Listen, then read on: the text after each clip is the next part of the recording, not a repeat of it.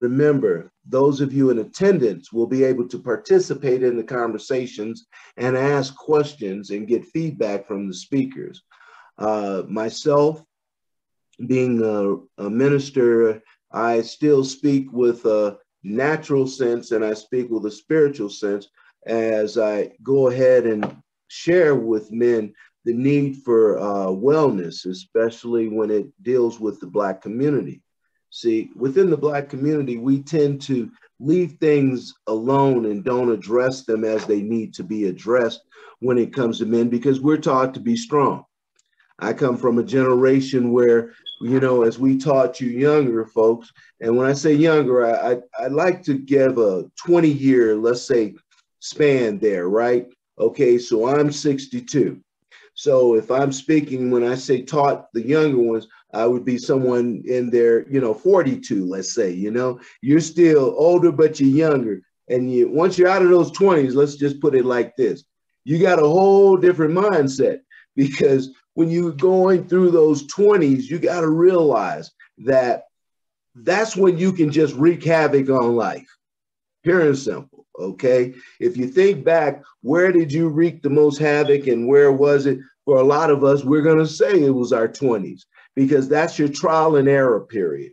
But then a lot of mental pressures are put on you to, one, perform in whatever field or trade you're in, two, to be that much better of a husband, a boyfriend, a significant other.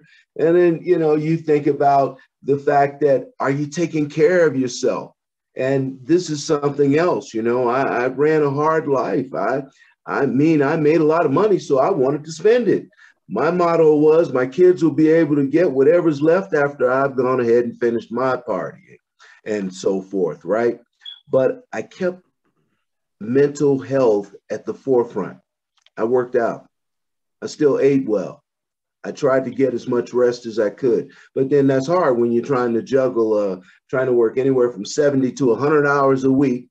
You're trying to make a go of it, because it takes just that when you're the first one in the door. And we all understand what I mean when I say the first one in the door, being a trailblazer for some of us that are older than some and younger than others. You guys didn't have to work through the 80s like some of us did. So we were taught with a different mentality. And therefore, did we pass that same healthy or unhealthy mentality down to our other brothers as we came up? I say it was a little bit of 50-50, because of the fact that younger folks always have their way of doing things, but someone older can always give you something that you don't know. I'll give you an example. My mother has a very unique phrase she uses. She says, "I've been your age. You've never been mine." So with that being said, she's absolutely right. She did things that are just the same things that we did. But note I say my mother, because I didn't have a father in the house. And so I didn't have a father directly as a male role figure. I just had someone who, was a father and a mother. I used to give my mom Father's Day cards because she was carrying the load. And that's where I learned mental wellness and health, through my mom. Take care of yourself. What are you doing? Are you keeping your nose clean? Are you taking care of yourself? She was the one that cared. But I had a lot of strong role models, Black role models, growing up in the 60s and 70s. See, and you guys that are of that age group where I said around in your 40s and to your 50s, you guys, somewhere along the line, you didn't get it.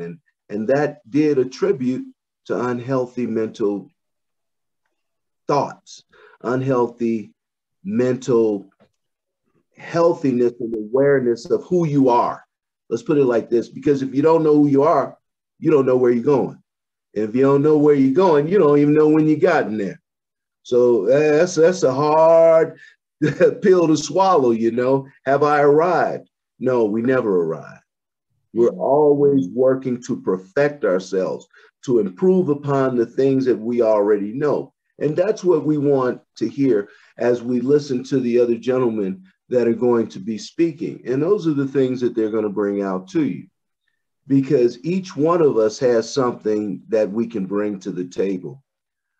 A lot of you all remember that old cliche, some do and some don't. Each one teach one, right? But then, you know, remember the little catch, the game was meant to be sold as well as opposed to being told. Well, the game is free. And anybody that doesn't see it as being free is shortcutting themselves, because the more people that I was able to share things with, share how to take care of yourself, hey, share how to be a man. I couldn't even mess with a guy, and this is just me. If you put your hands on a woman and you called yourself my friend, we didn't have a friendship very long. That was just it, because I just had certain standards. Although I was a scoundrel, but I had standards. And if you don't develop a standard, you can't develop anything that's going to help you with your mental awareness. You can't help anything to bear witness to your relationship. That means with relationships with anyone, you got to be able to go ahead and know that you have a standard that you won't let be disrupted. Okay. So with that being said, we're going to talk more about standards, but I'll bring that along as we go along. I'd like to introduce to you right now, Mr. Harvey Bolton. And Harvey, with that, take over the floor, sir. Let's roll. Thank you, Pastor Somerset, for this great introduction. It's hard to go behind you. But yeah, I'm Harvey. I'm from Northeast Denver, a native of the great state and city of Denver, Colorado. Born, raised, and bred. And I'm an addictions therapist. Been in the field almost 20 years. Also an activist. Been an activist for quite some time. It's hard not to be with everything going on around us and stuff. And I'm just grateful to be here. And I'll talk about my experience personally, and then I'll talk about it professionally as well, the Black community collectively, and my wellness toolbox. We'll talk about that as well, because you gotta have a plan to really be able to just manage your mental health and make sure that you can go for the long haul. So to be honest, I put my own mental health like on the back burner for a lot of years. You know, because it's so easy to just, especially in the Black community, it's so easy to just normalize this stuff because we don't talk about it, you know? Like starting in my childhood, like, I mean, there's a lot of childhood trauma there. And I really just put it on the back burner because it was kind of taboo to talk about. But then you know, mention your childhood trauma and don't get no support. You're like, okay, maybe it's not that bad. And then just as life went on, like I lost my mother at the age of 16, watched her die from lung cancer. And that was really tough. You know, I was already kind of like in the streets then, like selling dope, and, you know, my friends was gang banging and stuff. And just like growing up in that environment, you think that stuff is normal when you're exposed to it every day, you know, but losing my mom, like grief was really hard to deal with. I mean, not to mention like some of my friends getting murdered at a young age, and really just losing other family members and not having a father. Like that stuff, it was traumatic. Like everybody doesn't deal with trauma the same, but again, I kind of ignored it. You know, I'm like, oh, I'm just getting in trouble. You know, I'm drinking a little bit too much. I'm smoking a little bit too much weed. I'm like, maybe that's the problem, but that was like the trauma response from not even dealing with it. And not to mention like police incarceration, being beat by the police, like being like assaulted in the streets, dealing with like suicide attempts. Again, I just kept putting my mental health on the back burner, you know, like just because we're taught not to really talk about that stuff. You know, especially as men, they're like, man, suck that, man, don't be soft, suck it up, you know. And especially when you're dealing with street life, you gotta put on this exterior that's not really even real, you know. It's not, I mean, men feel, you know, but just to put that on the back burner, it catches up with you. Uh, long story short, just to really just to get with a therapist and understand that you've been like diagnosed with like anxiety and complex PTSD. That was like a shocker. It's like, but not really, because I've been through a lot of stuff, you know, and it's like it was a lot to deal with. But it's interesting with trauma in the human body. It stores itself in the body. Like my therapist would say, the issue is in your tissue. It's like it hijacks your nervous system and it stays there when you don't deal with it and release that shit. You know, it just stays there. But I thought I was getting better, like shaping my career and stuff. I was like, yeah, I got this calling to be a substance abuse counselor. This is great, you know, like, I mean, just shaping my career, but not knowing, like, man, you gotta really be able to be mentally and emotionally healthy to keep pouring into people, especially when you're hearing vicarious trauma in almost every session that you're doing with people, you know?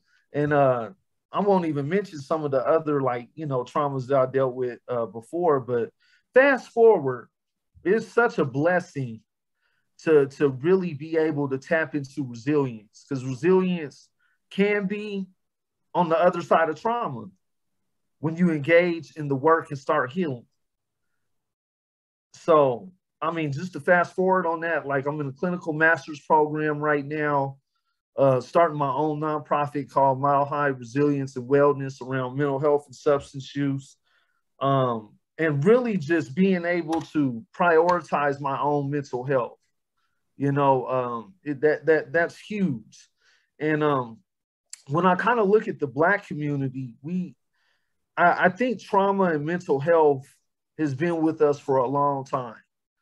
I cannot imagine going through slavery and that not being traumatic, or walking somewhere down in the South in Mississippi or Texas, like some of my ancestors, to see somebody hanging from a tree. That's pretty traumatic. To look at like Jim Crow, the crack cocaine era, the era of like Trayvon Martin, George Floyd, James Byrd. I mean, that's a lot of trauma collectively in the Black community. And I think that's why why I really push the envelope for mental health and wellness and awareness, especially in our community.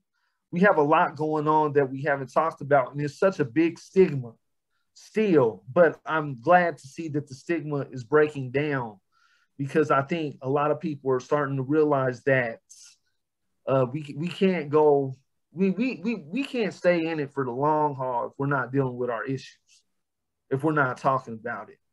So it's a blessing to kind of see the stigma just break down in our community.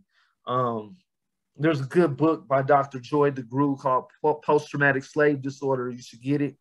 It talks about a lot of the stuff, like about trauma kind of being embedded almost in our DNA, you know, and just really just how the community of Black folks just needs to really just tackle this issue layer by layer and just unpeel it and just be transparent about it, you know. Again, I'm glad that resilience can be on the other side of trauma. My wellness toolbox, again, prayer and meditation is dope. You know, I mean, Jesus is great, you know, but you know, I kind of pair that with meditation too. I thought meditation was kind of corny, because it's kind of hard for me to sit still, you know. It's just hard for me to just sit still and just really just reflect and think. But it's just good just to start the day off, just to breathe, just to really just think on the positive and the good stuff, you know. And another part of my wellness toolbox is a gratitude list. I put it in my Calm app. Like, it'll remind you, what are 3 things you're grateful for, you know. But I mean, to be grateful kind of just shapes the whole paradigm. Like, it's a blessing just to be here talking to you guys, you know.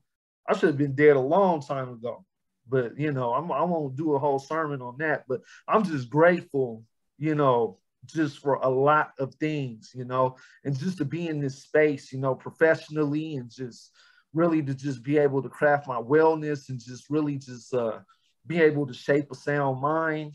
It's just, I mean, being grateful goes a long way, you know. Exercising is good. In the pandemic, we were all locked down and had to face ourselves. And I was like, boy, you getting chubby. You know, I dropped 15 pounds in the pandemic. I'm gaining a little bit back eating them snacks, but I try to stay exercising often, you know, because it's a good release just to walk.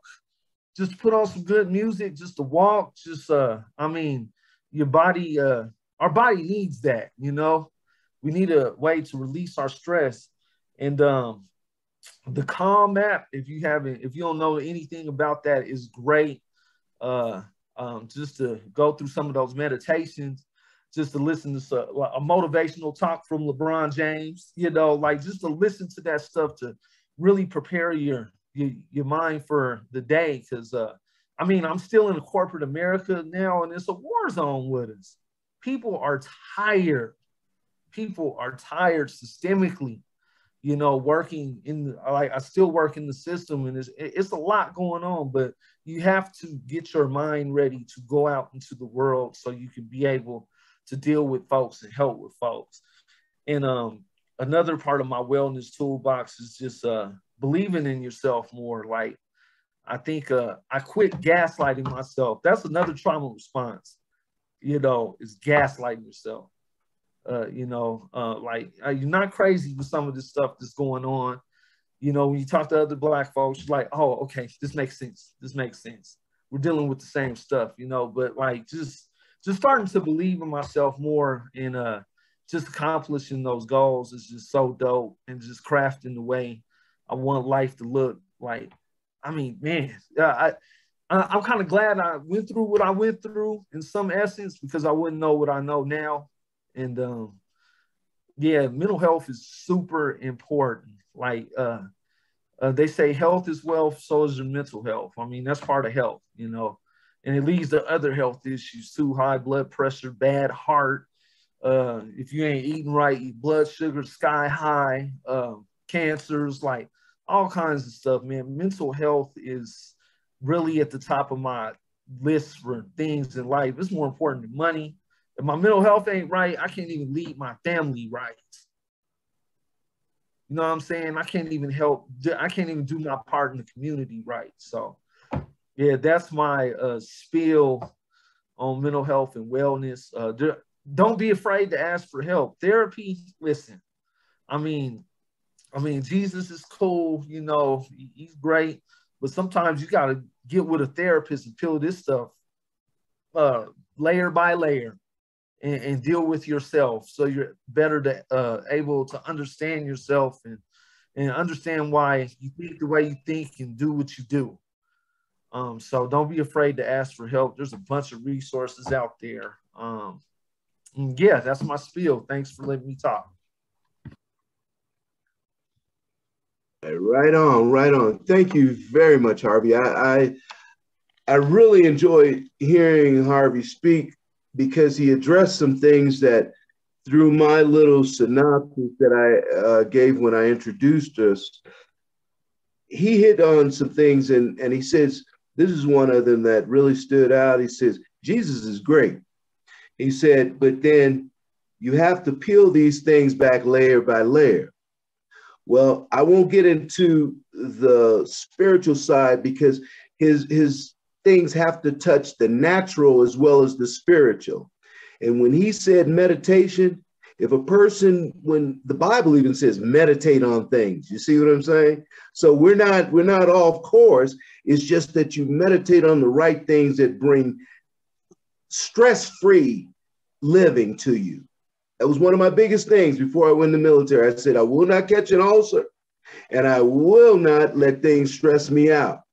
And I wasn't going to become an alcoholic, but like Harvey said, that's another soap opera, right? So we'll leave that for another time. We go through things, and he's absolutely right. These are things that get layered on top of layer on top of layer, until we as Blacks, we actually don't see that we're compiling mess on top of mess on top of mess. But when you're in the game, and mind you, see, you guys did the drugs, I did the white collar. Okay, so we all did something. You dig? But the thing is how you come out of it. That's where the mental toughness has to apply itself. No man pulls himself out, or a woman, out of incarceration, being battered down by the system, because that applies to your mental health too. We see all these things every day. These things continue to carry us into a place that, hey, we don't even want to go. But once we come out of it, we're a brand new creature if we come out of it with the right, healthy attitude and standards. With that being said, now it's time for Brother Reese to go ahead and put it down, okay? See, I like hearing you youngsters, man. You guys keep me young, man. I'm 62 young. And when I say young, I just did a 14,000-foot jump out of a perfectly good airplane last year with one leg. Oh, you're talking on my level now. Hey, I won't even start talking about the things that, hey, this old man will do. So we'll leave that for the rest of the soap opera at the end, because I'm going to surmise all this. All right, Reese, let me know what's going on, brother. Hello, my name is Reese Clark. I appreciate you guys for having me. Everyone who's went before me, prior to me even being invited to this event, has always made moves for difference. And like myself, I was raised without my father, watched my mother struggle to raise 3 boys. And when you're the middle of 3, you naturally, you want your mom to be the happiest. You hope well for your father, and time progresses. And as time progresses, you don't know where you fit in anywhere. You're trying to figure out what you should do to bring a sense of satisfaction to your family. You don't know what you should grow into to show and be eager to express that development. So you make mistakes, because that's the only way we as Black men seem to learn. We have to triple and double and singleize certain mistakes upon ourselves of ridicule in the face of society, just to say we done something. And for that accomplishment to be a factor of failure first, it already impugned on the very ability for us to get past ourselves, thinking we can accomplish more than just the mistakes we've made. So as I grew and started to develop a sense of who I wanted to become, I wanted to please, and what I wanted to fit in, what I didn't want to become.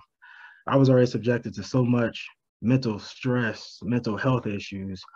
I was taught then to bury it, because when you're the middle child, that means you have a younger brother or a younger sibling. When you're, the middle, you also have an older to look up to. But when you lack that motivation to seek information from your older brother, there's no excuse for you still being an older brother to your younger. So you have to then manipulate yourself in a way that, hey, this pain hurt, but I'm not going to show nobody. This stress bothers me. These tears fall, but I can't show nobody. And I ended up joining the military after trying and trying to figure out a beat on life. I have, I believe, 4 or 5 generations of military service to our country. And so following that lineage, I thought, which is still a factor, but I thought that was going to make me define and understand who I've become. Hey, I joined the military. I'm going to serve my country like those before me and bring that sense of accomplishment and that success to our name. Well, what happened is, when I served the military, I went to Afghanistan. When my dad served the military, he didn't go. When my uncle served, they may not have went, or if they had, their experience was different. Who they had to speak to at that time was different. And then, just not to stretch out just on one topic, but you join the military, you're faced with the adversities of doing what you signed up to do. If you're called to service, this is what we do.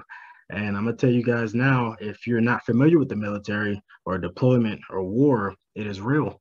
Seeing death, children, things that the mind can't really stipulate is true from reality that we used to live is a factor, again, into this mental health.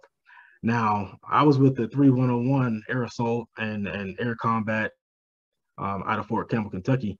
And, you know, when we go to war and we do what we have to do to get back home. And that being said, at the same time, from childhood to military, now my mind has triggered this, oh, I have to be tough because my brothers and my sisters in the same uniform now are looking up to me sometimes for answers, and I go to them for that consultation. And in doing so, we have to pretend and put on this persona, this facade that we are stronger than we look because of the uniform we wear. And a lot of us break down. I've lost friends to suicide. I've lost friends to bomb attacks. Like I've lost pilots of friends of mine. Like there is no get back. So the life we live and the breath we breathe, it has to matter. It has to mean something. And when you're not taught how to facilitate these struggles and these stresses and strains upon yourself, you get into these situations to where you act what you believe you should or should not do. Anger, I know, me being Black and then having friends and being somewhat involved in my former Black community, anger is something I've seen the most as a reaction to mental health and the stresses that we go through. And anger can come out many forms, and I know it just sounds like anger itself, but anger itself can be in the form of emotion of, you know what, I'm gonna go rob a bank because I'm tired of seeing my mom struggle.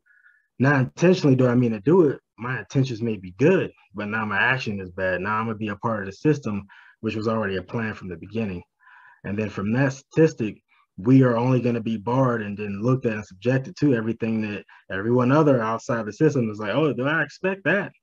Being in the military and being told, we're going to isolate this certain group of young men, though they're all Black. And I was included in that group. I understood even in the military, where it doesn't matter your race, ethnicity, sexual preference, religion, you're still going to be subjected to racism.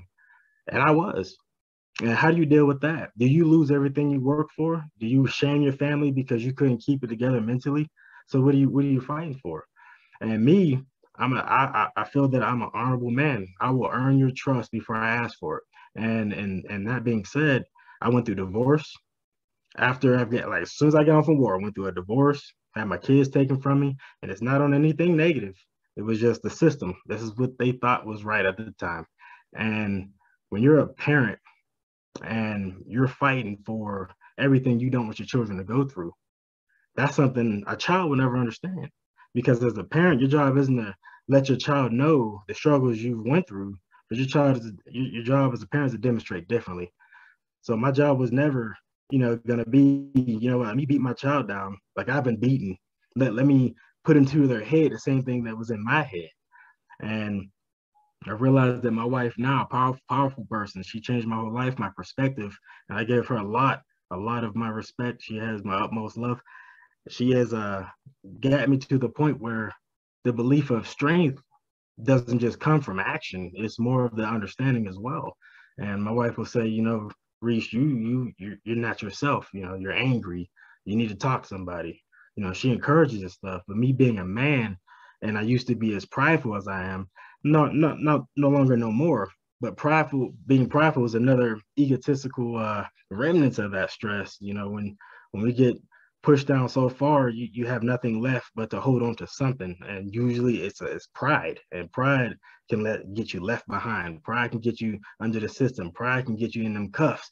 I've been in those too, so I can definitely attest to the testimonies and the statements given, because life is what you make it. But without the direction, then we're like the Reverend said, we're lost. We're walking around in circles hoping that we don't make the same mistakes that we are going to make.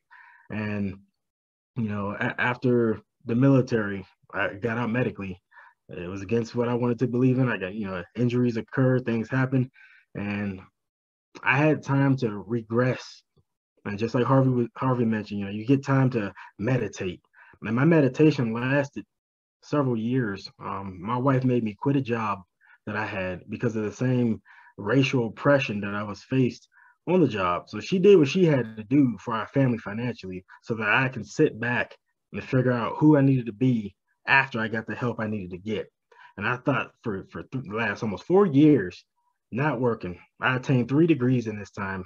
And I realized that after putting that time back in myself, like Harvey mentioned, and I'm a go on that because it's powerful. But seeking that mental health, it didn't make me weaker. It made me stronger. And I say that because when I went and talked to somebody about what I was feeling outside of the person I trusted, my wife, you know, it was a sense of, I'm not going to tell you what to do. I'm not going to tell you where you need to go. I want to be the ear to listen to your story first.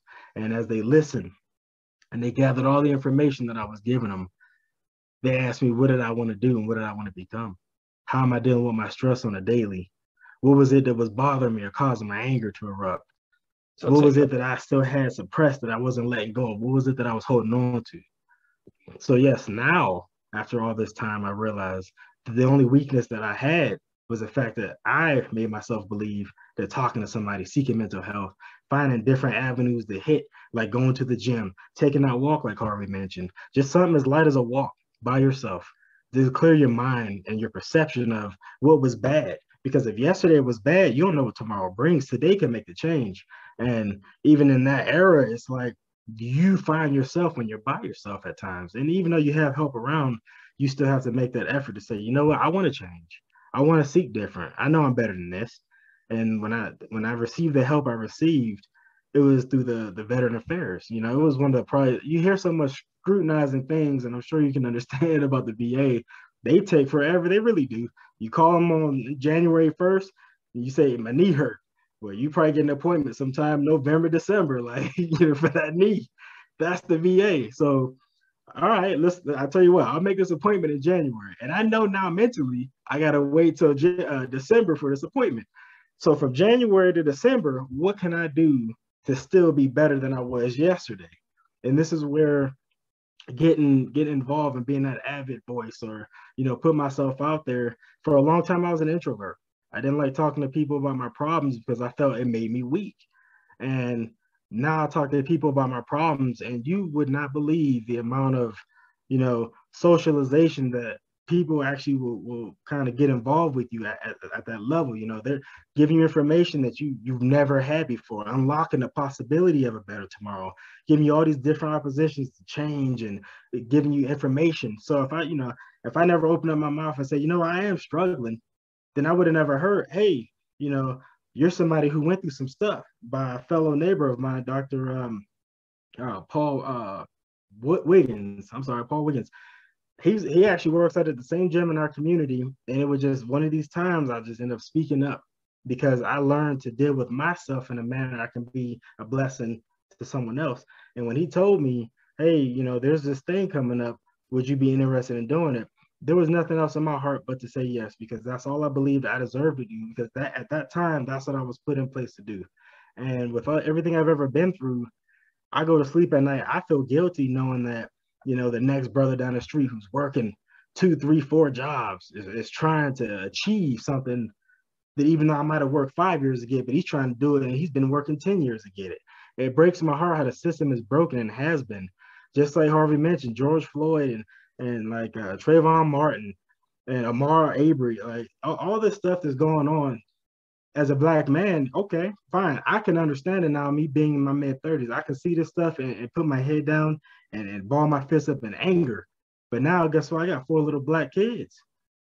I have children that's gonna look and say, hey, Dad, what does that mean for us one day? Like, what am I, what do I need to do? How do I prepare my children for the world that we've been brought into without the knowledge and the education to surpass previous generational flaws?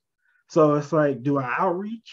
Do I meditate? Like, what are the steps I need to take? Like Harvey said, and like you said, sir, it's very important. It's detrimental, not just for our race, but for humanity, to understand mental health is more than just a word or a phrase or something that somebody says to get some attention. Mental health is literally the bread and butter of how your body performs. It's how your attitude is that day. Listen to it. My favorite day of the week is Monday. You know why? Because it's the very first day of the week to be productive, to make a change for the rest of the week. So if I go to work Monday, whether I'm tired, I got it 5 minutes late, I still made it. I was able to get up today. I'm already grateful for the fact that I have a job. So if I'm able to display that at work around people who are, oh, I hate Monday.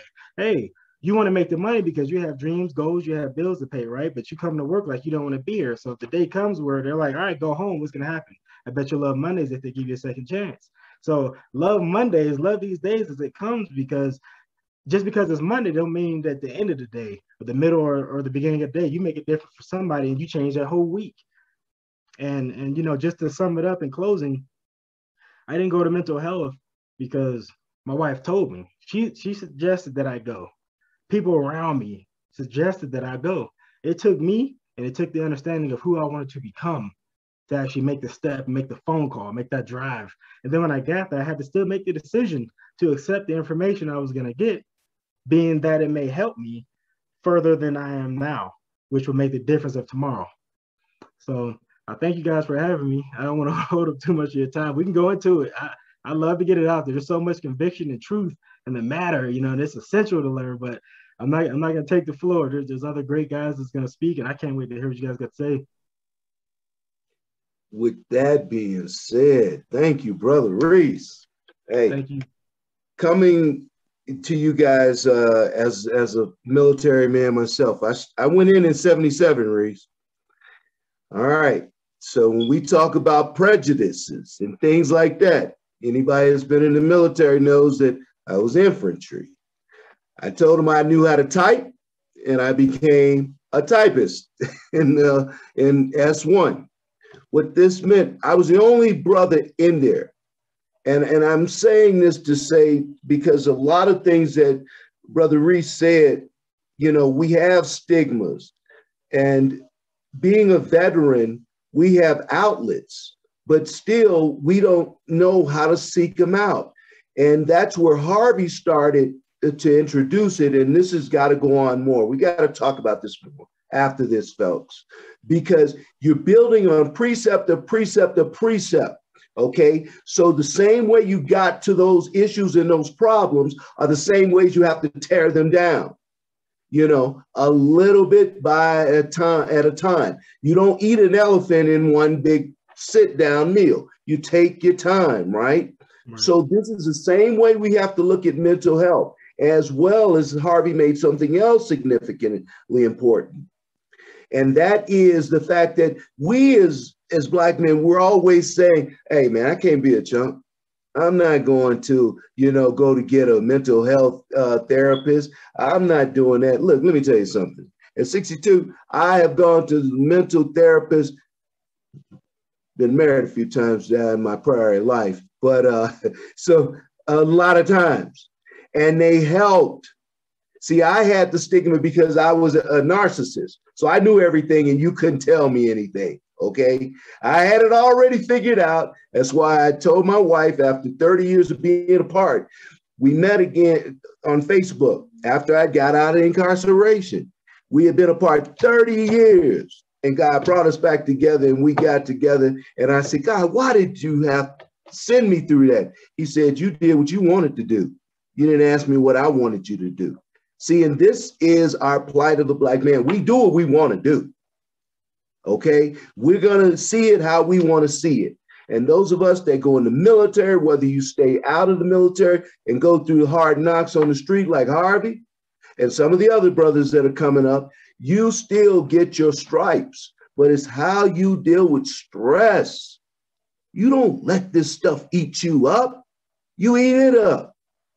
But how do you do it? See, we didn't get to these places overnight. So that's what we want to talk about. And at this time, we'd like to ask you folks, and I'm going to elaborate on a lot of things that were brought up before, because Reese really hit some things. And one of the foremost things I want to hit on later is respect for family. A woman to bring you up out of it. A woman is made to help you to achieve your greatest goals, especially a Black man. I don't mean that they didn't, because I've been in interracial marriages, don't get me wrong. But then when I got back to where I got my queen, hey, that's when it happened. You see, that's when it occurred. And I said, wow. I said, why did I have to go through that, God? He said, because you always went after what you wanted. You didn't ask me what I had for you. See, we don't know what life has for us. But when we come through the valley, We can see a clearer day if we start to interact. Think of family. How do we get stronger? That's where it all got broken down. And if you look at history, most major societies that have gone and you don't know anything about, it all started with politics and the family. Amen. All right. With that being said, we want to take a survey here. Okay. And the survey is to ask folks, what do they think about this mental health thing? Stephanie, I'm going to let you introduce the survey a little bit more, if you would, please. Okay. Hi, everyone. You should be able to see, pull up the poll questions in your toolbar on Zoom. And there's some questions there. Can everyone answer those questions? We'll give you a few minutes to answer all the questions, if possible. In the toolbar, huh? Okay. Yep, I just pushed it. So everybody should be able to see it.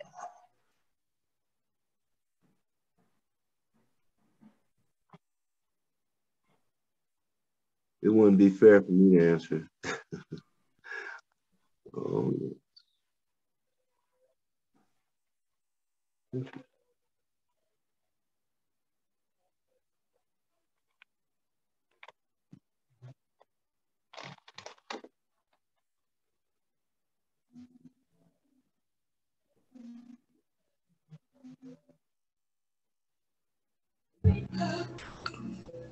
Excuse me.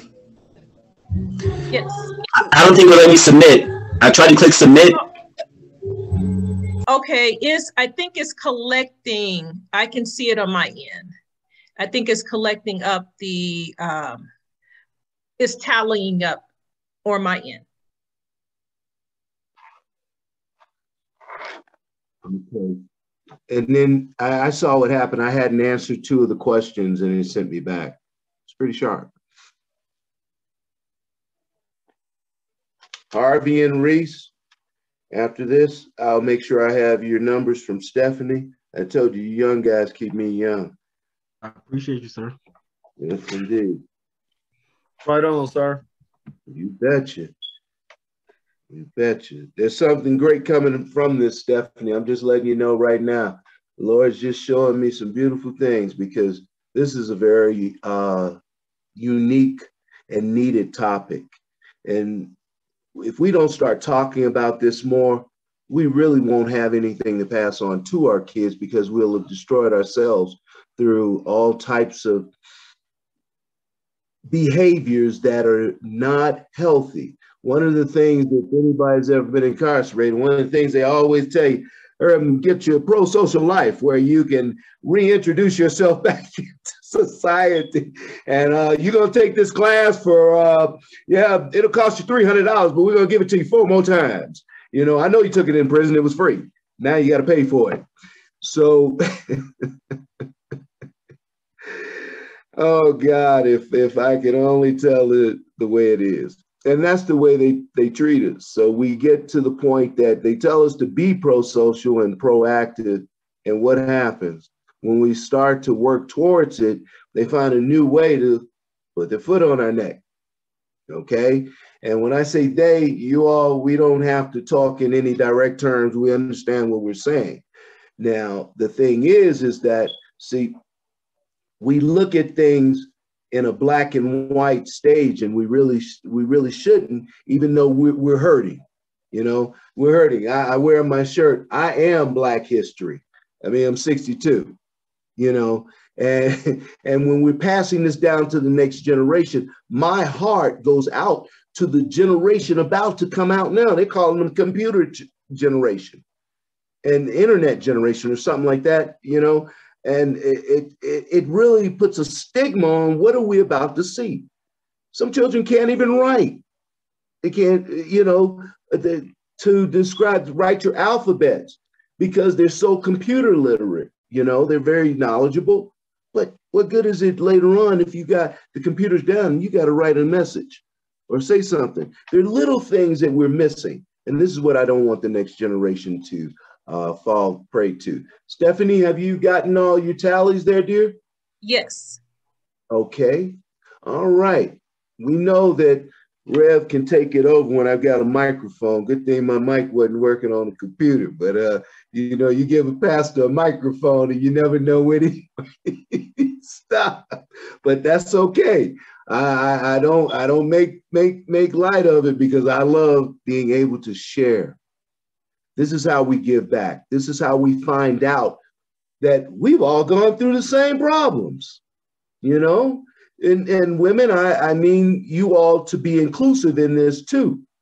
And that is because of the fact that you're our armor bearers per se, you know, whether you be in a marital relationship or just a relationship, you're armor bearers. Because when a man is encouraged, he can go and take over the world.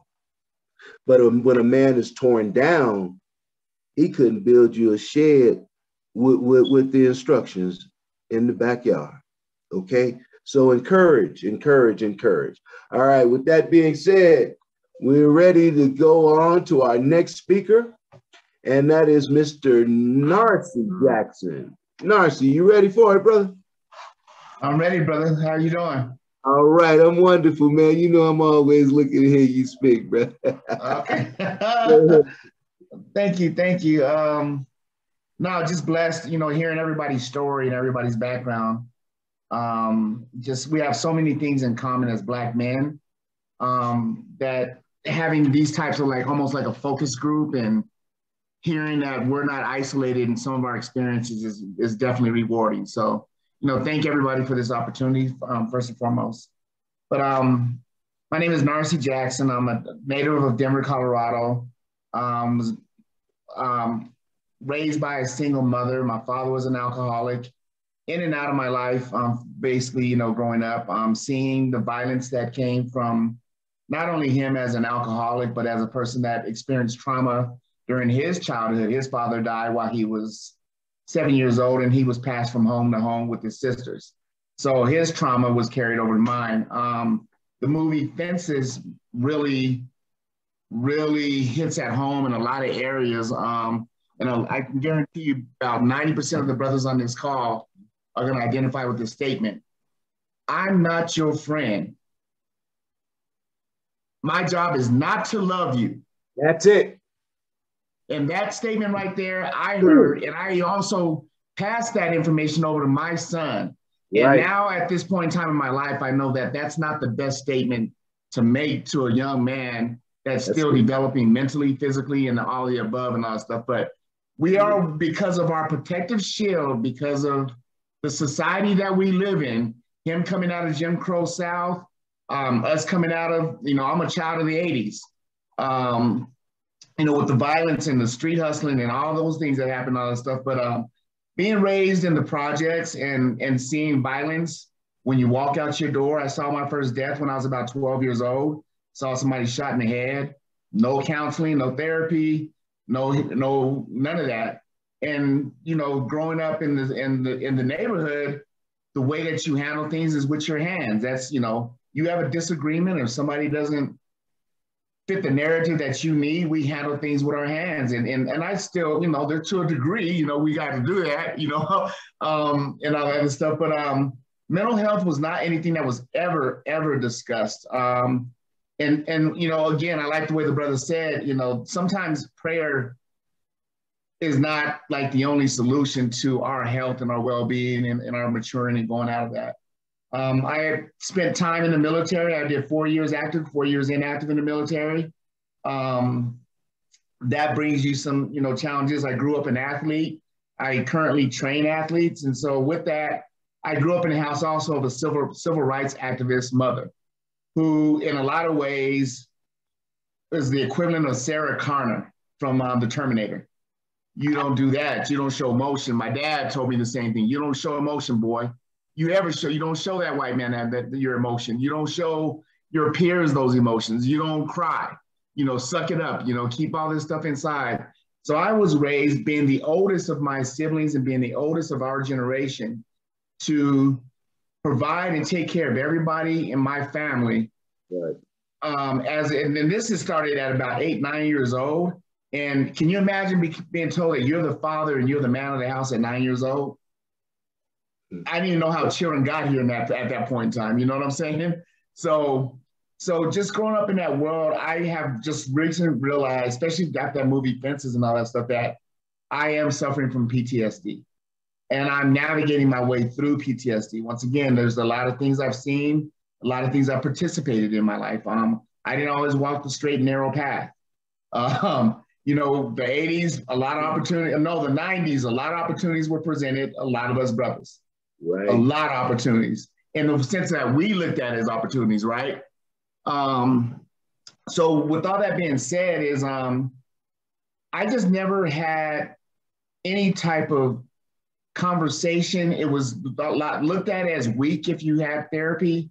It was looked at as if you talked about your problems, you're considered weak. You know, this bravado and hypermasculinity that we grow up in, especially in the hood, and all that other stuff can be very detrimental. So with that, as I got older and had my family, was raising my family, got out the military, trying to figure out my career, working in corporate America. I'm not a fit for corporate America. I don't belong in corporate America. I don't like corporate America. We don't see eye to eye. They can have what they do and I do what I do. Started a nonprofit, Athletics and Beyond. That in itself, working with our community, trying to help and serve our community is a whole nother level. It's a whole nother level of stress and things that come with all that stuff. And so I have recently, over the last year, started seeking the help of a mental health provider. Here now lies the problem. How many Black male mental health providers are available to us that can actually culturally understand what we're going through? So that's one piece right there. And then you know everybody, especially in the field that I'm in, even though we work with athletes, we're still mental health providers because we're fathers, we're uncles, we're coaches, we're all those things right there. And we are taking in the trauma of kids coming from all these different backgrounds. And where does that go out? Where does that extend out? Where do we get help for giving help? You know, those types of things going on. So to make it kind of short and all that stuff, is just like, once again, I've learned through my spouse, my ex-spouse, my current spouse, girlfriend and stuff like that, that there's something, I sleep violently. Every night I'm sleeping violently. There's been times where I've actually kicked or punched because I was fighting in my sleep.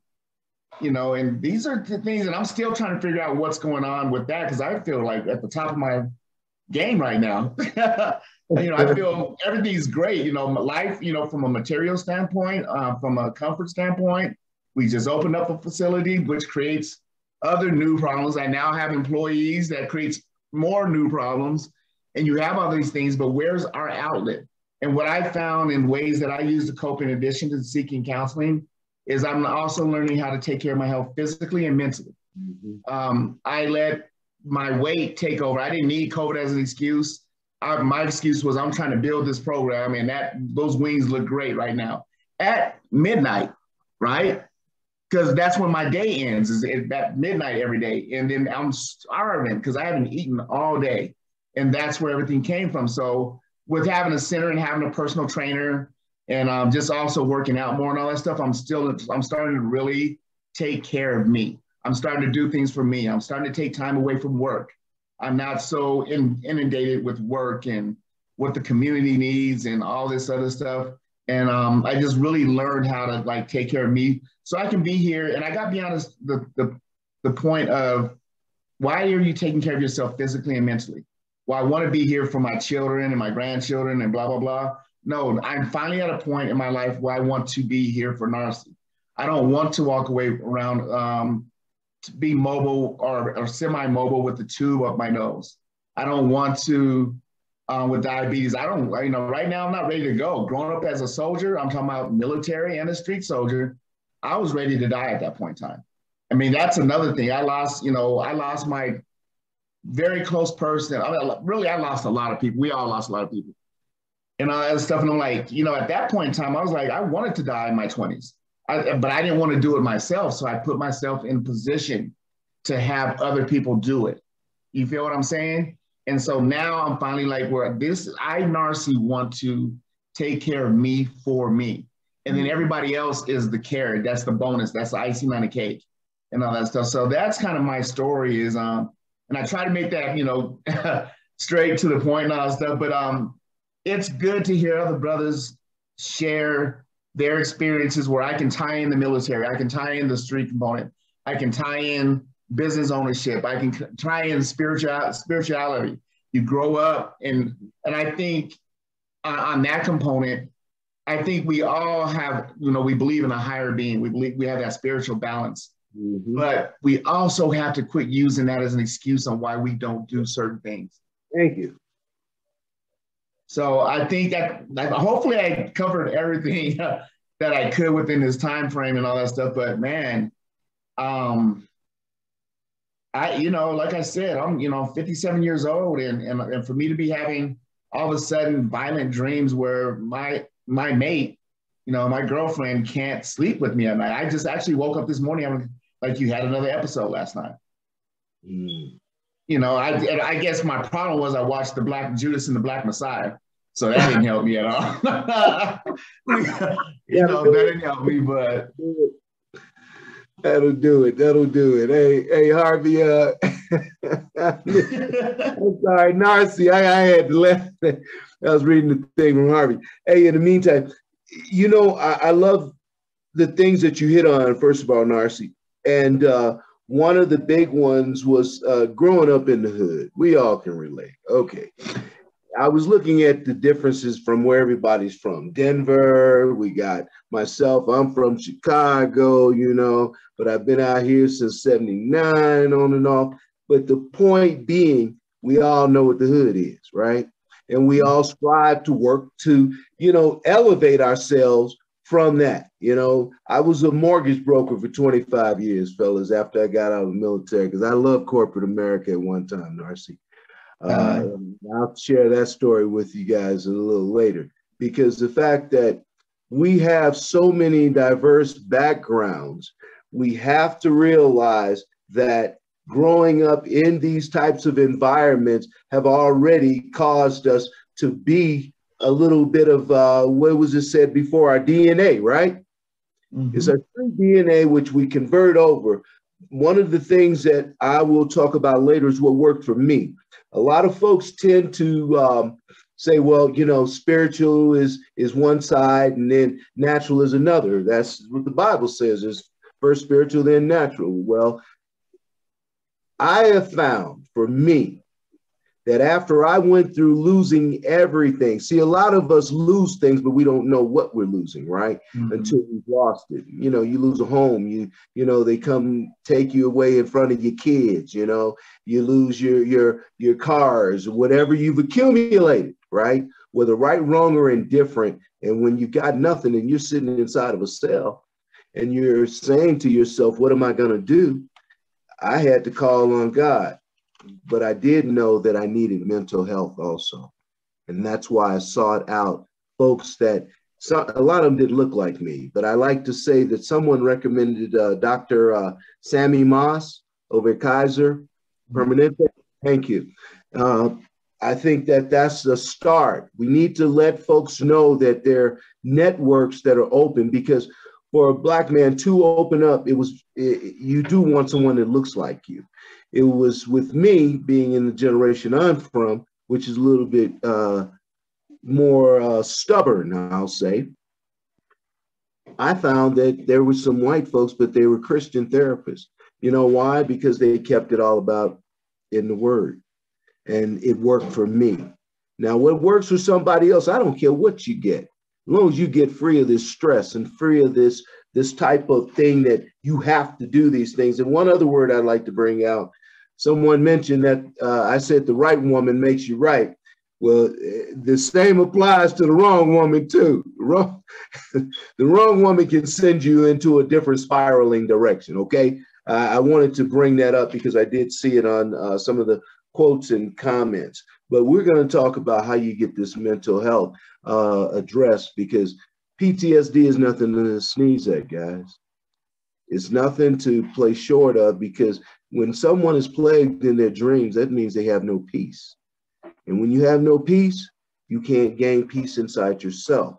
So you have to go to something higher, something better, and something more powerful than yourself. Amen. All right, that's just preacher side of me, but you all know I throw that in as I can get it in. Next, we're going to take about a 5-minute break so everybody can run off and grab something else to refresh themselves. And at that time, we'll come back. All right. Thanks a lot, guys. We'll see you in a moment.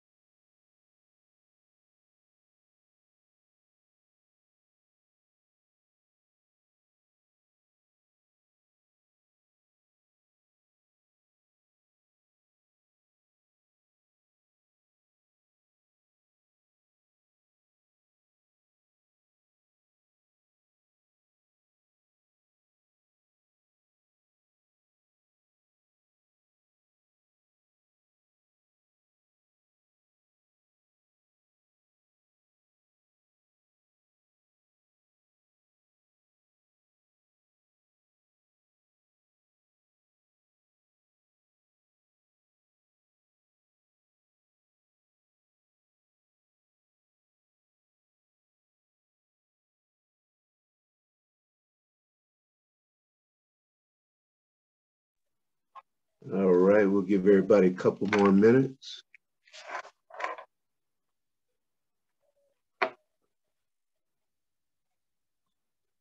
All right, let's get started back if we can, please. All right, next we'd like to bring up Mr. Atlas. With Mr. Atlas, sir, the floor is yours. Yeah, what's up, everybody? If you don't know who I am, Quan Atlas. Currently work in the mayor's office, City and County of Denver. I'm a single dad, and yeah, man. Just like all of you all have various different experiences. I'm probably the youngest person on the panel, but That's okay. That's all right. Either way, I definitely feel like this is an important topic and something that we need to be having more conversations about. Mental health is extremely important, and for me, I would say, you know, like I said, I've gone through different things. A lot of it has stemmed through my relationships with women, actually, and so that's what pretty much has developed most of my traumas. So my mother was very she was somewhat of a single mother, in a sense. There's a repeating cycle of this sort of generational separation, and stuff like that try to come into my life. But growing up, my dad lived in Minnesota and my mom lived here in Denver. So she was a single mother. She struggled, and so kind of went through that kind of stuff and that trauma. But also, she was very abusive. So when it came to discipline, took things just too far. So grew up having to deal with that, and then further, as I got older, she actually started to experience mental health challenges, and had been diagnosed with schizophrenia and those type of things, and has pretty much lost everything. And it's a crazy situation in the sense that I've essentially lost my mom while she's alive. And so she does experience homelessness here and there. Talking to her is like, you know, it doesn't make any sense. It's not even worth the time, honestly, sadly. And so with that has developed, you know, issues of abandonment and just not having that sort of person in my life. And so then transitioning to relationships with women as I'm in my adulthood has those type of themes and things will come up. And those are things that I've been able to, you know, talk with friends about, talk with therapists about, and really create that conversation.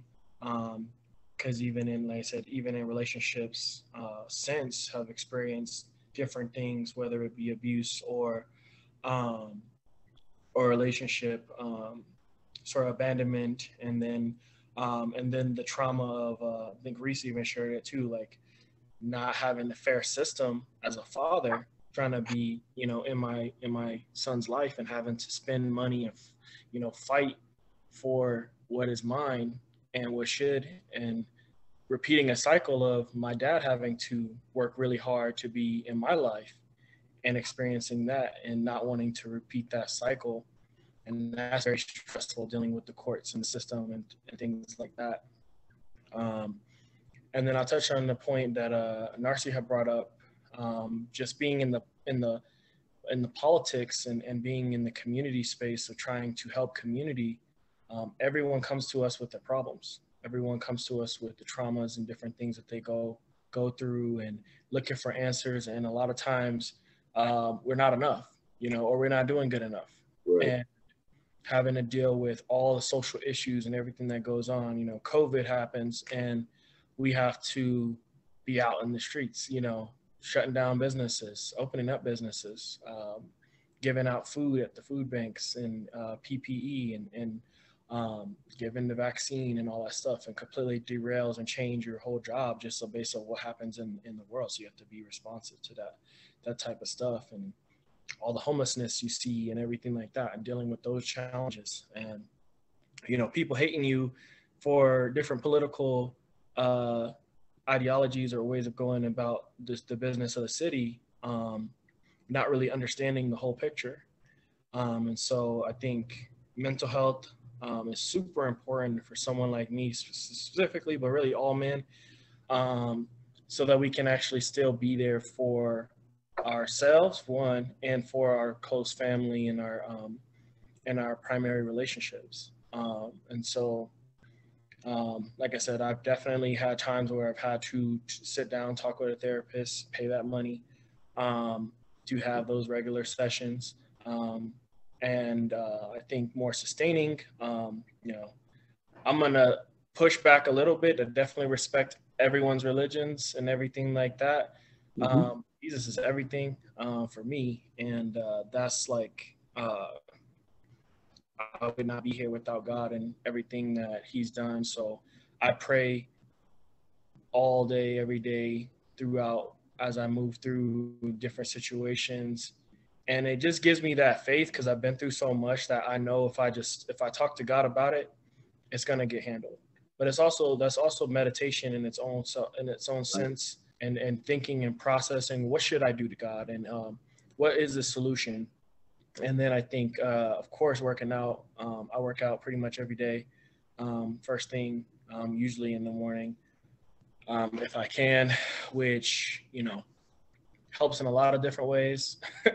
A lot of different things can get addressed. I think while you're working out too, you're also thinking and meditating, and you're thinking about what is plaguing you, what is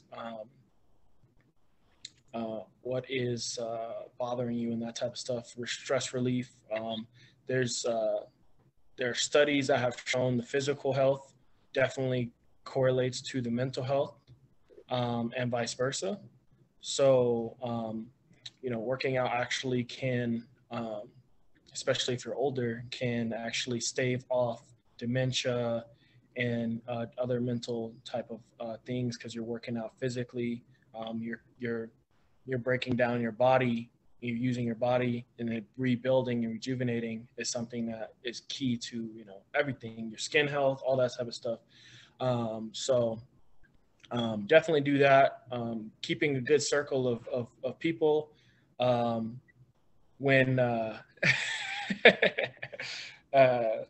even like with Jonathan, you know, Jonathan working at the city, we will have meetings, official meetings, but of course it's also checking in and talking about what we're dealing with, where it's, you know, politics on the inside, or stress related or work related stress, and those type of things, and being there for each other and being there for others that we can be. And, you know, specifically in doing the work of working with youth, we gotta be right mentally, you know, to help them and give them that example, and being able to show them a different way. And I do think there is like a transnational, generational story of us as a people, where there is a generation of folks who, you know, was locked out of the traditional ways of doing things, and locked out of their, you know, they're doing things the right way. And so we're still learning, and I think discovering now in this century and in this decade, how to be men the right way, and how to move, and we have resources more than ever to actually make that change and that shift. And so I think this is a great conversation, and things that we kind of need to continue to have. But if anybody would like advice, if anything I touched on, happy to share that, happy to share who I've spoken to and those type of things. Great.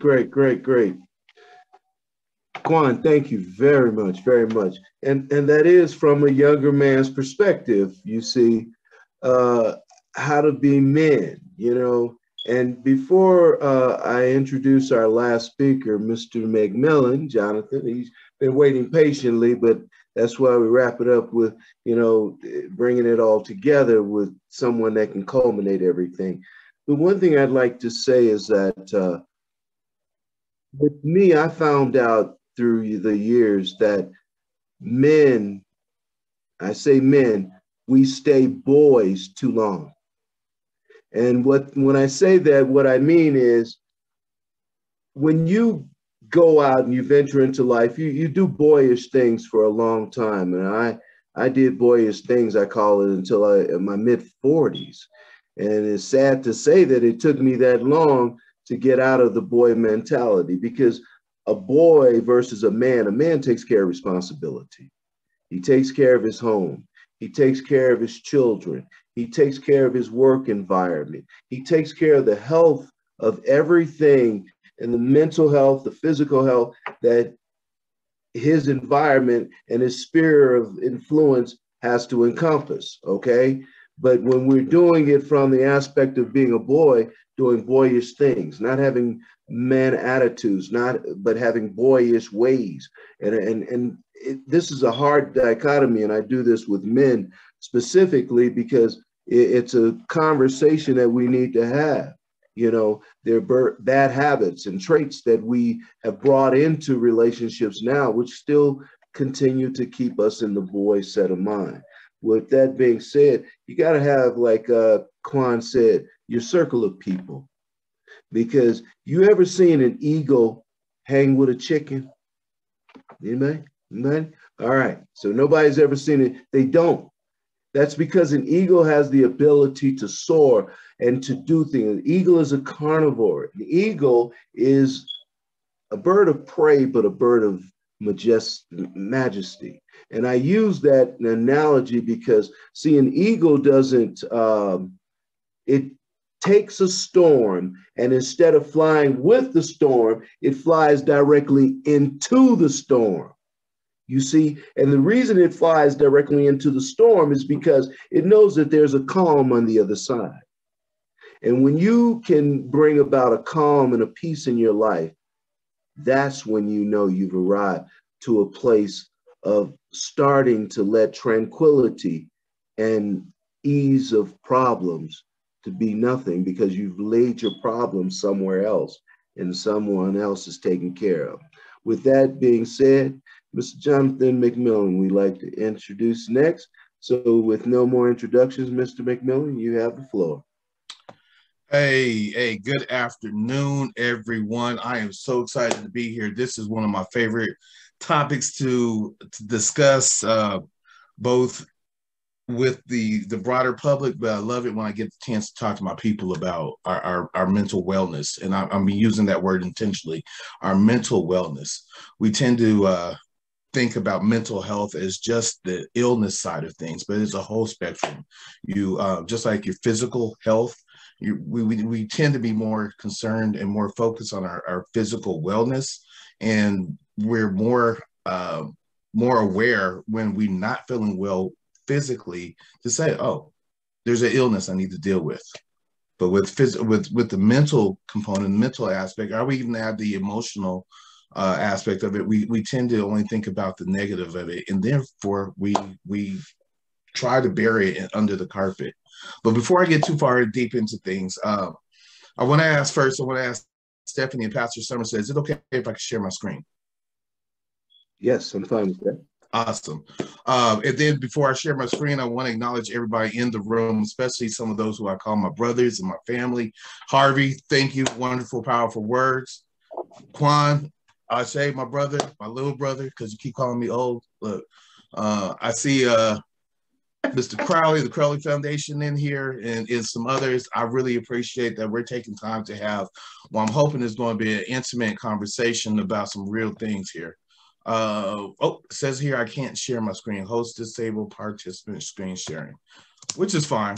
I don't need to do. I can free flow without the screen sharing. Okay. So how many of you how many of you think that Tupac is one of the greatest rappers in the world? You could use your icons on your emojis, or you could write it on the screen in your chat, or you can even say out loud, hands shown up. Why do you think Tupac? Well, I'll tell you why I think Tupac was one of the greatest rappers in the history of rap. Is because I heard a song where he says, I smoke a blunt to take the pain out. And if I wasn't high, I'd probably try to blow my brains out.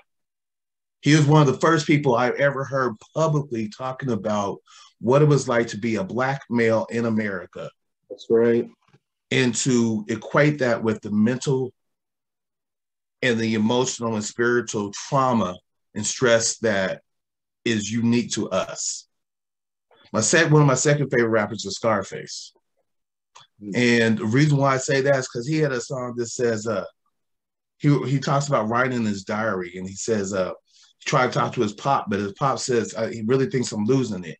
I got a head, but ain't no screws in it. Those are two examples of, those were the two times that I heard someone articulate what I was feeling as a young Black man in America. And it helped me understand that I wasn't alone out here. Right. Right. That there was something going on with just the unique experience of being a young Black man in America that we just didn't talk about. Right. I believe it was Narcy who had spoken to the reality of the situation, that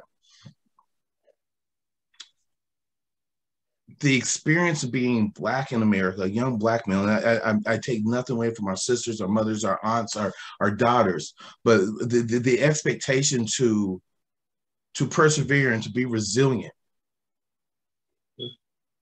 in unnatural, very unnatural, immoral oppression of Black men in America. We don't recognize that, or at least we as people tend to think that it's just normal. That is part of the normal Black male experience, when really it is clinically, academically trauma. Yeah. Now, I want to just go over a couple of things real quick here. So again, I mentioned mental health is health, right? And mental illness is illness. But we don't talk about it, and because we don't talk about it because of the fear of the stigma and judgment that we may face as Black Americans, as Black male Americans. We tend to fear the opportunity to, or well, not the opportunity, but we fear the possibility of being called crazy. Mm-hmm. But the truth of the matter is, there are over 200 clinical classified forms of mental illness. And I want y'all to be comfortable with the word mental illness, right? Because you would be comfortable with the word flu, or they're comfortable with the word of diabetes, or the term of arthritis, or the term of hypertension. Those are all illnesses, right? In anxiety, depression, some of the more severe forms like schizophrenia and others are illnesses, and they happen upon the human condition. So there are over 200 different classified types of mental illness. Over 54 million people in America have have experienced some type of mental illness at one point in their lives, right? That's a lot of people, y'all. So I say 54 million people. I want you to understand, I'm giving you this number to understand, if you are experiencing mental illness, it's not anything that's not normal, right? And you could be one of those 54 million people who can get help. Furthermore, there are 6.8 million Black people or African American people who have reached out and said something is not right with me at this point. And again, that's fine. You could be one of those 6.8 million people. Matter of fact, I would say that we all should be part of the 6.8 million people, because of what we endure as Black people, as African American people, is oppressive and abusive and traumatizing to our mental capabilities. Now, just very quickly, I want to go over just a few things that may help clue you into the need, or I would say maybe the suggestion that things are not at their, that your mental wellness is not at its peak. Strong feelings of anger, excessive fears and worries and anxieties, prolonged depression. And depression is not just feeling sad, y'all. Depression has additional physical and mental symptoms that you can diagnose: excessive sleeping, or sleeping or not sleeping enough, not eating enough, or eating too much. Those are things that are saying, hey, something's not absolutely right here. All right, maybe we need to, at the minimum, talk to somebody about it, or go see somebody about it. Right. And these, again, are not abnormal things that we see within our community or even America at large, but particularly in our community. And then the one that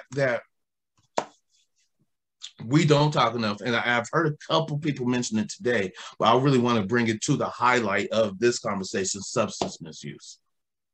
Substance misuse is a key indicator that somebody is going through something mentally, because it is oftentimes a self-diagnosis and a way to self-medicate, right? How many of y'all know someone, and I'm not asking you to tell on yourselves, but how many of you have known someone who needs to start the day with a blunt and end the day with a blunt, or start the day with the drink or end the day with the drink, or they're taking a pill of some sort, or coffee, or cigarettes, all that, just to get to some semblance of being able to operate at what appears as normal, right?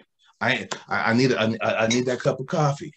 Oh, I need a cigarette. Oh, I need to smoke a blunt. All of those things are common within our community. Thank you, Quan. And sadly, as a culture, we have begun to accept that self-medication. And I have no judgment on what drugs you use or what substances you drink or whatever. I am in recovery myself. And I want to say that, you know, we have to we have accepted that self-medication as just a common way to operate, rather than to acknowledge what's really going on in our lives. Let's see. I wish I could share this picture to make this point. Last year, there were four Black men celebrities who had lost their lives, and it just really shook me to my core. DMX, who spoke very candidly about his struggles with mental health and with mental illness, I should say. And his journey with addiction. Black Rob, best known for the song "Whoa," wasn't as open with his struggles with addiction, but it's been reported often throughout his career that he was addicted to heroin, that his career suffered because of his addiction issues, and he essentially overdosed last year, and it caused a stroke and just a downward spiral. I don't know how many of y'all was fan of Digital Underground and the great late Shock G. Yes. You know, he passed away from essentially alcoholism, the downside of alcoholism, drank himself to death. And then lastly, the late great actor Michael K. Williams, best known for The Wire, who also overdosed. These are Black men who, as Narcissus pointed out, were probably at the top of their game, or had been at the top of their game at some point, and were revered and celebrated and respected entertainers, and essentially they committed suicide. Right. It was a long form of suicide, took years to happen, but what they were doing is it was self-medicating themselves through substances and other dangerous behaviors.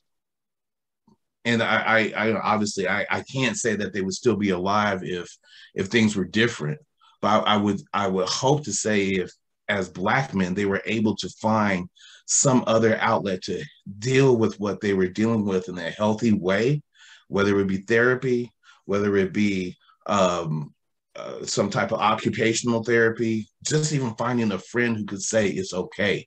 I hear you. I feel you. I see you. That they may still be alive.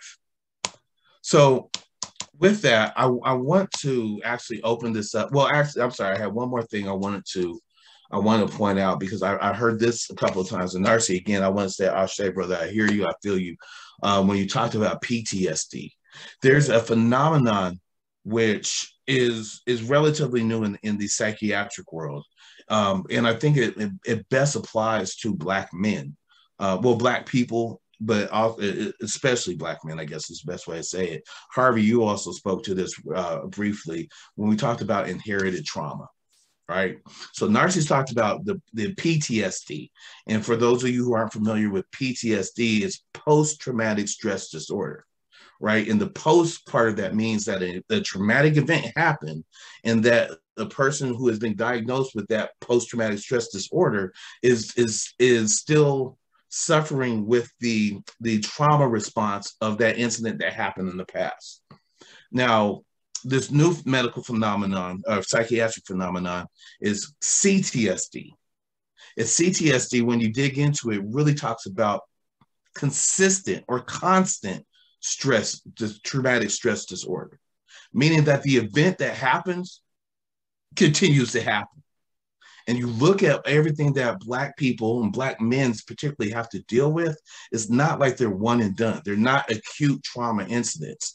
They're the things like growing up in poverty, having parents or adults in their lives who are abusive and they're dealing with their own issues with substance abuse, having friends, I believe it was Narcy, one of our other speakers, talked about having friends and peers and family members killed around them at an early age. In dealing in an environment and a culture where death of your identity is normal. You look at things like what's happening in the news. I don't remember, maybe it was Harvey who spoke to it earlier first, about we look at the Trayvon Martins, the Tamir Rices, the George Floyds,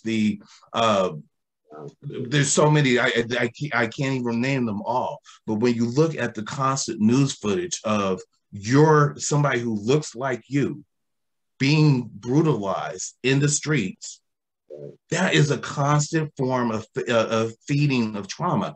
I joked in the chat when Narcy said he was having the violent sleeping episodes, and after he watched the film, I forget the name of the film right now, but that literally is his body responding to a traumatic incident that resonated with something that has happened to him. And of course, I'm not a medical professional, and I never want to misdiagnose or presume that I know, especially, but I know in my experience, I have to turn off the news now. I have gotten off of social media. I have gotten out of those outlets that are constantly feeding me traumatizing information about what it's like to be a Black man. So, and that has been one of my coping mechanisms. So with that said, what I would like to do is open up the chat and even open up the conversation, if that's okay with you, Reverend Somerset. I want to ask people, what are they doing to cope with mental illness, mental unwellness, and mental unease? What are some of the things that y'all are doing? And if you're not doing something already, I would like to take just maybe 2 or 3 minutes to introduce you to an exercise that I use and I introduce to my youth.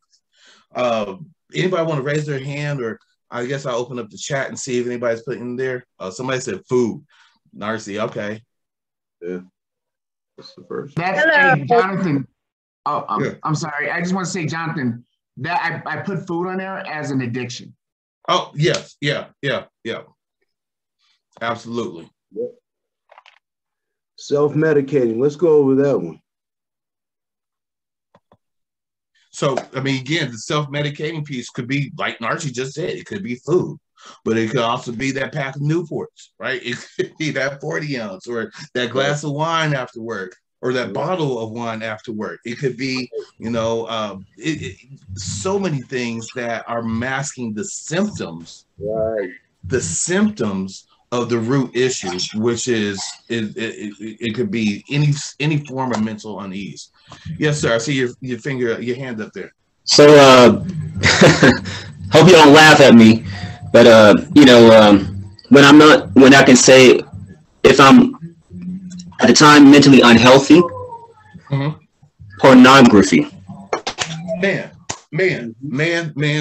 No, I'm not going to laugh at you, brother, because that literally is just as addictive and just as prevalent as a coping mechanism as, say, cocaine is, because the dopamine release from an orgasm is just as powerful as any other substance.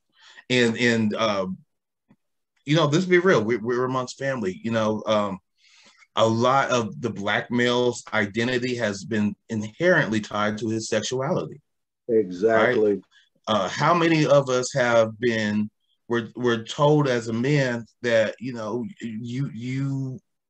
you ain't getting the girls, you ain't really a man, right?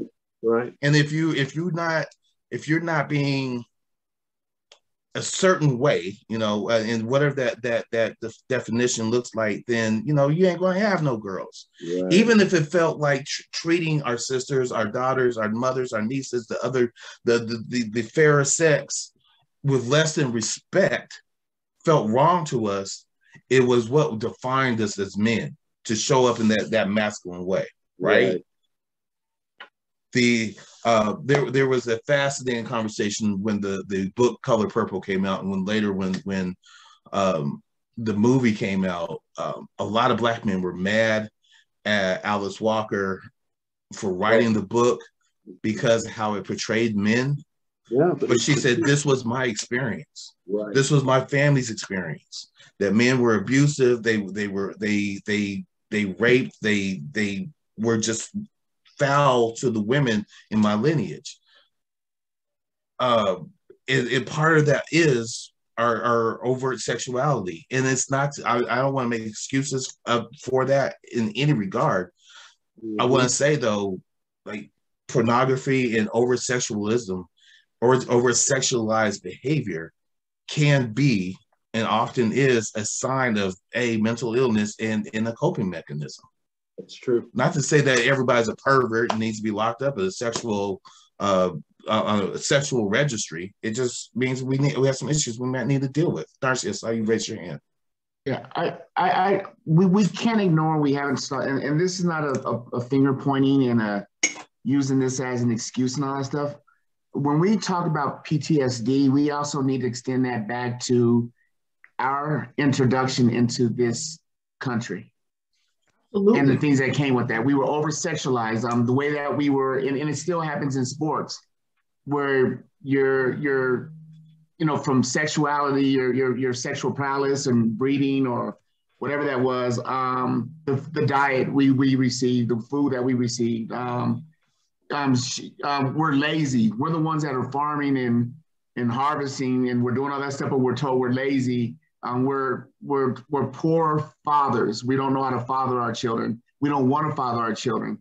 So we still have a stigma as Black men of, I can tell you, everybody that I know on this panel, and including yourself and my man Crawley, I got to say, what up, Crawley? We are intentional fathers because of stereotypes.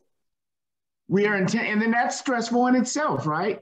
And so I just want to, we have to make sure that we connect the historical and genetic.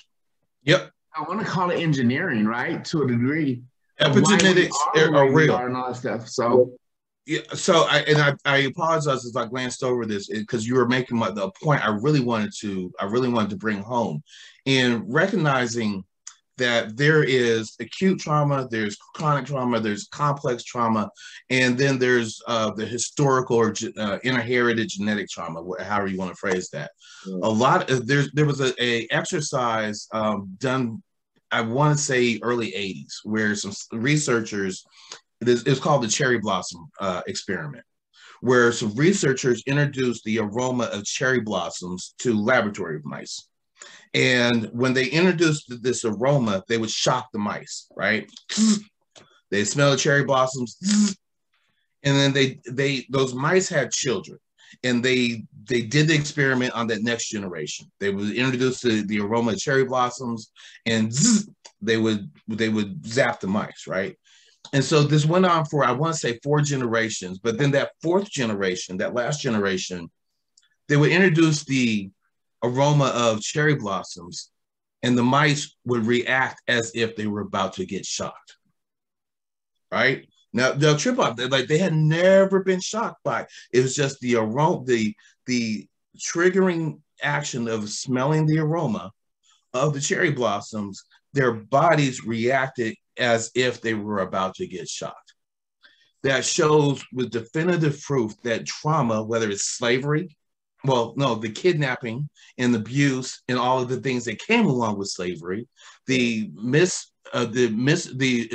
abuse and mistreatment of Black people and African Americans for the last 400 years since we've been introduced to the American continent, and even more recent experiences with law enforcement and even within our own communities that may not be as safe as others.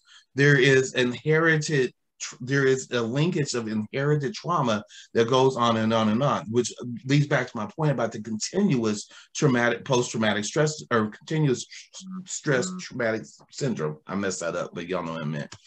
So I want to introduce very quickly, because I know we only have a couple more minutes, an exercise that I use and I share with my young people that I use, and oftentimes many community groups I work with, to understand and be very self-aware of where you are mentally and emotionally, because self-awareness is going to be the first key into creating solutions. All right. If you don't know that something's wrong, you will never go ahead and try to correct it. If you never know that you need help, if you never realize that you need help, you'll never go seek it. So this exercise is called PIES, P-I-E-S, P-I-E-S. Oh, if you have a pen, please write this down, because I think, again, I recommend this as a tool that can help you improve your mental well-being. Okay, so the P stands for physical. P stands for physical. I want you to write P, you can just write either the P or understand it stands for physical. I stands for intellectual. I mean, how are you stimulating your cognitive brain, right? Intellectual. E stands for emotionally, but I also include mental, your mental well-being. And then S stands for spiritual. So P-I-E-S, physical, intellectual, emotional / mental, and S for spiritual. And then on a scale from 1 to 5, I want you to write down a 1 in each category. Or I'm sorry, a number in each category from 1 to 5. 5 means I'm doing wonderful. I can't do any better. So if it's a P and physically you're feeling great, you write a 5. If you're not feeling great physically, or you're just feeling horrible, you write a 1, or anywhere on that scale. Does that make sense? Mm-hmm. Harvey, give me a thumbs up if I'm making sense. All right, cool. So on each of those categories, I want you to take just a moment and say, how am I feeling physically, intellectually, emotionally / mentally, and spiritually? All right. You do that self-assessment every morning. I want you to do it right now if you can. And then I want you to think of one thing, just one thing that you can do to raise your score in one category. Doesn't have to be all of them. Just if I go for a walk right now, that's going to raise my score by 1 point physically or emotionally or spiritually, like whatever it is. And give yourself the grace of, I think it was you, Reverend Somerset, who said, understand, just you want to be a little bit better than you were yesterday. That's right? That's it. And you could continue to work on getting 5s in all categories. Now, it may not happen immediately. It may not happen 5 years from now. But when you have that self-awareness of, I need to do something for me to raise my score physically, intellectually, emotionally, mentally, and spiritually, you are already ahead of the game, because most people never have an idea of what it is that they're trying to self-medicate, what they're hiding from, why they hurt, and what to do next. And so with that, I hope I've given you something beneficial, a couple of skills which you can use to put in your toolbox, and feel free to reach out to me anytime. I'm Jonathan Mcmillan. Thank you. Thank you, Mr. McMillan. That was powerful, as were all of you gentlemen. First of all, I'd like to thank everybody: Harvey, Reese, Mr. Narcy, Mr. Kwan. I'm saying your first names, and Mr. Jonathan, for participating and sharing with us today. Because it's just like we say at church: you could have gone to any church you wanted to, but you came here. Well, same issue applies here. You could have done anything this morning and afternoon, but you came here. That means that you have some investment in not only hearing who you are, but as to who you're ready to become. And I thank you, Jonathan, for that pies. That's physical, intellectual, emotional, and spiritual. How many of us, out of the hands raised, and I will know, how many of us can actually say that we're 5 in every one of those categories? Not any of us, huh? Okay. I was sitting here thinking and evaluating, because no one is ever perfect. I suffer from a physical defeat, and that's I have just one leg. I wear a prosthetic, but it doesn't stop me from getting around. Intellectually, I feel a 5 because of the fact that I'm 4, because I'm still growing. I'm a 4 across the board, because except for the spiritual. Because I feel the spiritual is what brought me out of. And one day when we have more time in another conference, I've spoken about my testimony. Being brought up in the 60s, there was a song that was played back then by The Temptation. It's called Ball of Confusion. When everybody gets a chance, go and Google Ball of Confusion and get the lyrics. I want you to look at the lyrics to that song and tell me that everything that was then isn't actually happening now. And then when you look at it, you go back into what Jonathan said on your physical, intellectual, and your emotional, and you hit that emotional from that song, because the emotional things carry out something very interesting in there, because we all can touch on PTSD, CTSD. Thank you again for bringing that to the forefront, because, I had to Google that joker. A guy who thinks he knows everything, I went straight to Google. And that is so continuous, traumatic stress disorder. Look, aren't we all every day in a continuum of some type of disorder? Now, how we choose to internalize it is up to us. Stephanie? Pardon me. No, this is Renee from Philly. Okay, Renee from Philly, go right ahead. You all can't see me because I couldn't hear good when I had both. But anyway, I thank you, Andre, for inviting me. You're very welcome. And I just want to say that it was very enlightening hearing each of you gentlemen speak. And I want you all to know that you all are the best of us, that we need each of you. We as women and children need our men. And I commend you all for manning up and speaking up. And the gentleman, Jonathan, he asked, how do we cope? And I am a Christian, and I cope with the Word of God, and I know that you all probably do too. But also, I want to say that Mr. Lowe from Mr. Lau, I forget his first name, but anyway, he made a statement. He's part of the civil rights movement, and he made a statement. He said that Christian love has so much power that we have tapped into. So as we think about what to do and what to tell our children, I just had to interrupt to, to say something that we want to give our children hope and encouragement and tell them not to believe the lie. Most of the stuff that we deal with when it comes to racism is propaganda.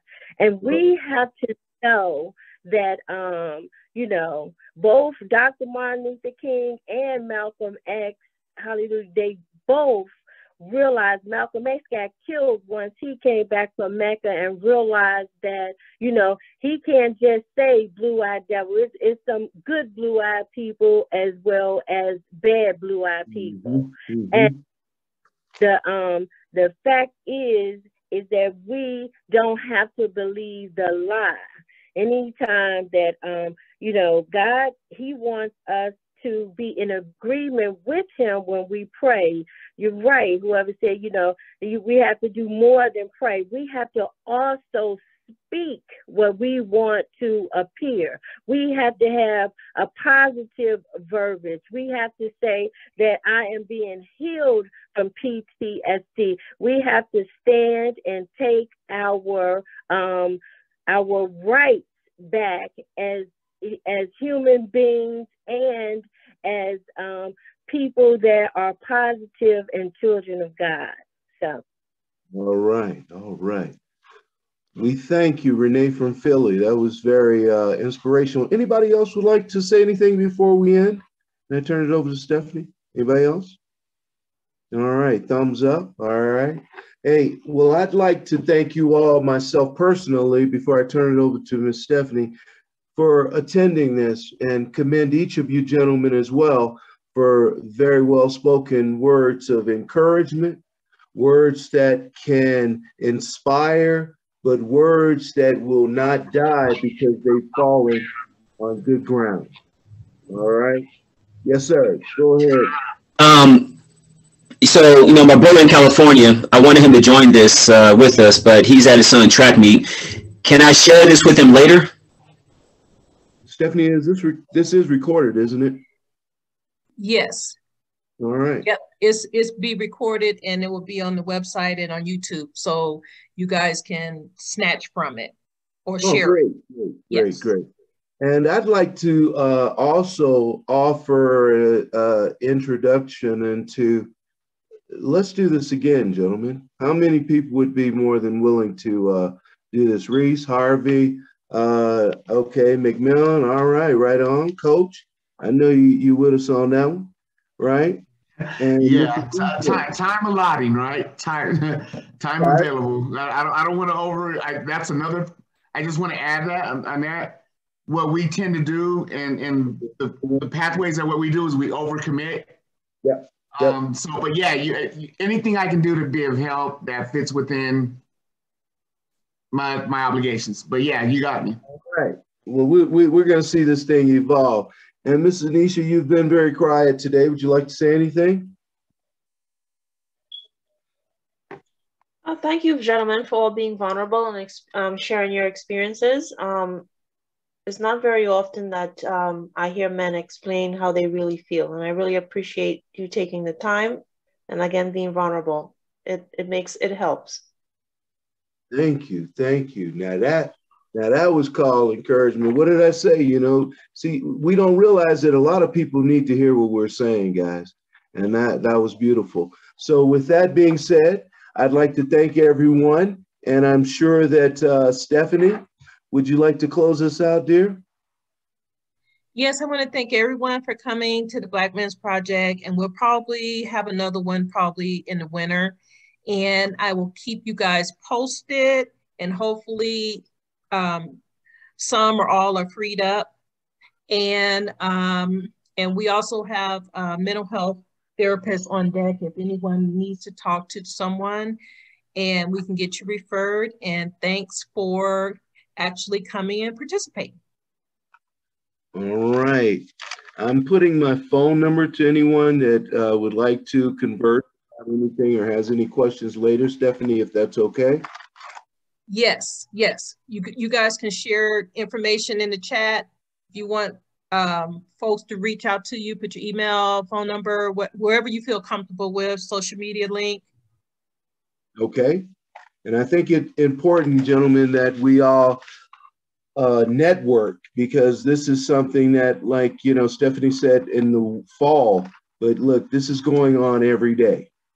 So every day there are challenges. And if there are any challenges that people face that they want to go ahead and share and get some help with, not only is Stephanie offering resources for you, but I'd like to make myself available as well. So anybody that I see all the, yeah, I got to write those down. Yeah, so let's keep this going, guys. And let's all just thank God for who we are right now and the greater people that we're about to become. All right, then. Thank you. With that, everybody, goodbye.